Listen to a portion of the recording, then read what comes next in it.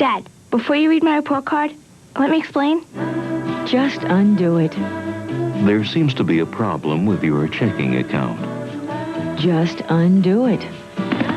Traffic is backed up for 2 miles on... Just undo it. At the end of the day, just step into your own private spa and just undo it.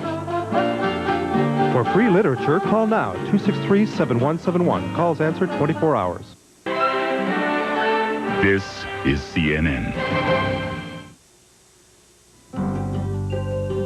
This is CNN's Daybreak.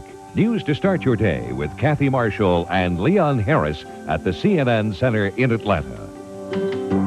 Hello and good morning. The biggest variable for today's scheduled shuttle launch is the weather. Rain and thunderstorms are possible in the Cape Canaveral area near Columbia's launch time of 12:07 p.m. Eastern. This will be the ship's first flight in a year. Columbia has been upgraded to allow for the longest shuttle mission ever, 13 days. Days is a long time. We'll be running into each other, sharing the same sleeping quarters. We have one restroom on board, so it's sort of like brothers and sisters working together. We all have to cooperate. How long should we fly this particular machine without having the capability for taking a shower or being able to really clean off well? We're probably approaching that limit with 13 days. CNN will provide live coverage of today's launch, now scheduled for 12:07 p.m. Eastern. The effects of the nationwide rail shutdown are spreading. The machinist union's strike against CSX transportation yesterday was followed by a shutdown of most other railroads. Chrysler warns some auto plants will close today or tomorrow, and General Motors predicts its production will be cut 25%. California fruit and vegetable growers have laid off picking and packing crews. And growers say Western produce will become scarce and expensive if the shutdown continues. In Washington, the House Energy and Commerce Committee worked into the night on legislation to impose a cooling-off period. A congressional vote could come today. The dirty tricks argument is getting nasty between Ross Perot and the Republican Party. Perot and Republican Party Chairman Rich Bond argued during Perot's appearance on CNN's Larry King Live last night. Bond called in and challenged Perot to prove his allegations of Republican dirty tricks. He has no substantiation, and he knows it. He has not one shred of proof to offer that the Republican Party has engaged in dirty tricks. Now, Mr. Perot, and I respect you, okay? And I like what you said about your high regard for the Constitution. But in my America, Mr. Perot, people are innocent until they're proven guilty. Now, I'm just asking you right now, can you offer one shred of proof that the Republican Party is engaged in dirty tricks? Yeah, I could spend till midnight, but... because I'm not going to do what you want done on your terms. I'll do it on my terms when I think it best serves my purposes. Earlier, Perot denied he investigated any of the Bush children. He said people came to him with information in 1986 and he passed it on to Mr. Bush.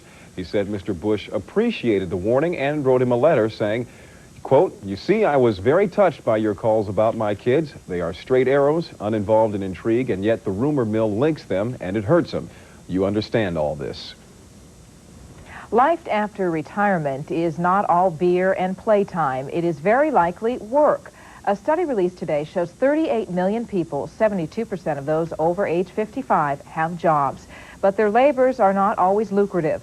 Within that 72%, only about 14% work for pay. 13.7% do volunteer work. Nearly 80% are caring for a sick or disabled family member or for friends or neighbors. The Private Commonwealth Fund commissioned the study of 3,000 Americans over age 55. Modern treatments to combat breast cancer show a low risk of causing leukemia. That's the conclusion of a study published in the New England Journal of Medicine. Researchers at the National Cancer Institute found that with current medicines, about 5 of every 10,000 breast cancer patients will develop leukemia as a result of chemotherapy over the next 10 years. They say the slight risk is outweighed by the number of lives saved from breast cancer. 2 Los Angeles newspapers report the city council is considering a settlement with Rodney King.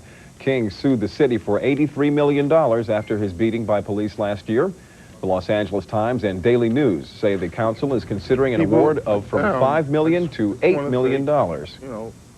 A Senate Committee on POW and MIA affairs meets again this morning. Yesterday, the committee released recently declassified documents indicating the government knew some prisoners had been left behind in Indochina. The papers show as many as 133 Americans may have been abandoned. The committee says there is no conclusive evidence any are still alive. The congressional debate over fetal tissue research is not over. Lawmakers favoring research using fetal tissue say they'll offer compromise legislation easing federal restrictions on such research. President Bush's veto of fetal tissue research legislation was upheld yesterday in the House. Well, 3 hikers in Colorado are recuperating from a mountain ordeal. They reached safety yesterday after they were stranded on a snowy mountain ledge. The man and 2 women were vacationing in the Indian Peaks Wilderness area west of Boulder. They slipped coming off a high peak, losing much of their food and equipment. The tender feet kept their heads, however, huddling together and with their dogs to stay warm. After 9 days, rescuers found them. Here now is Valerie Voss with the Daybreak Weather Report. Valerie, morning. Leon, a stormy morning in the Dallas-Fort Worth area. Heavy thunderstorms have been reported along the Red River Valley, and this is the area where we're going to continue to see that with a frontal system that becomes stationary right through there and low pressure developing over the region. A few inches of rain possible, along with some potentially severe storms. By later today, storms will be scattered along that system and in